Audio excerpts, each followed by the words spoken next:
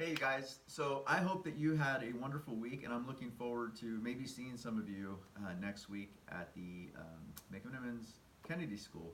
I will plan on being there. I'll be a little late. I'll be in a training, but I will commit to being there. And so the reason that I'm sending this video is you probably already received a document that kind of outlines what I'm intending to speak about should I be the one that you choose to do the keynote. And when I think of the title for this is Value Life, Value Safety. Okay? And the reason why I'm sending this video is because it's very hard to fit somebody like me, the way I am, the way I carry myself, the way I speak, all of that. It's very hard to transport that onto a screen or a sheet of paper, if you will. So I wanted you to really kind of get a better visual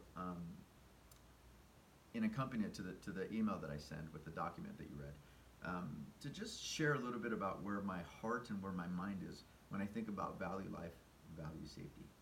So I have a son that's 7, okay? And I imagine a lot of people in the audience will have kids, right? And I know what I've been doing since my son was born, and especially since he started building friendships. You see, this thing happens when kids are young, or he starts at a young age, where he goes with his friends, and I found myself saying, and I find myself still saying, hey, babe, be safe, okay? Be safe. I love you. And when he goes to the playground, and he's very, takes risks at the playground, he just kind of pulls kids together. He has ideas of what all 25 kids at the playground should be playing and doing. So he's the leader, he's the navigator, he's always trying to create something, and he's the risk taker. And as I'm watching, I have to balance when I don't need to say anything at all. But then there's other times where he tries things, and I'm like, oh baby, oh baby, and it just comes out. I'm like, babe, be safe.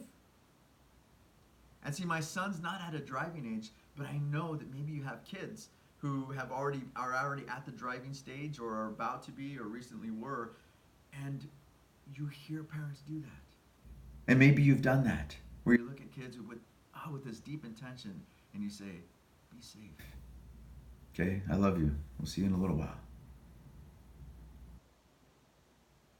And then something happens over time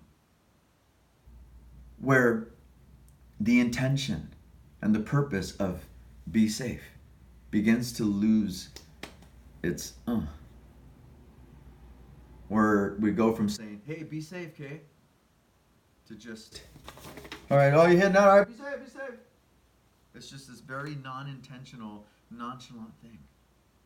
And it loses its purpose. And it loses its value.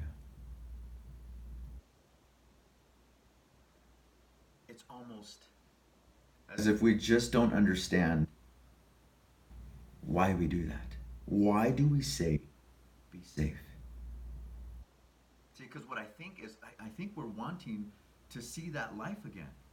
I think we're wanting their body, this machine that we use to navigate ourselves through life. We're wanting to see it extended. We're wanting to see, originally, people just live this thing out called life. But as I stand back and observe life, has it become this thing that has just lost its luster?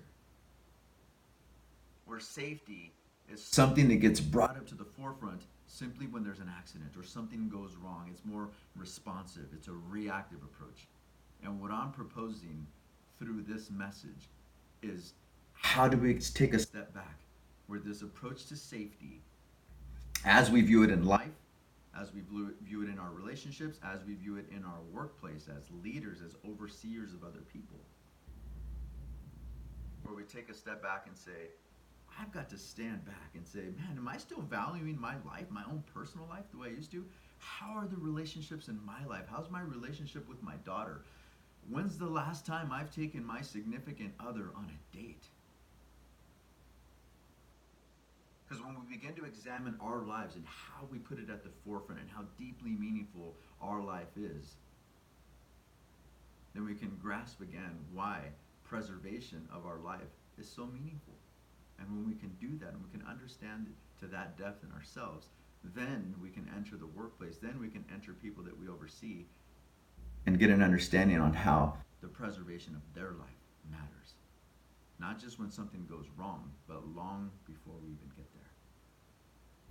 living with intention.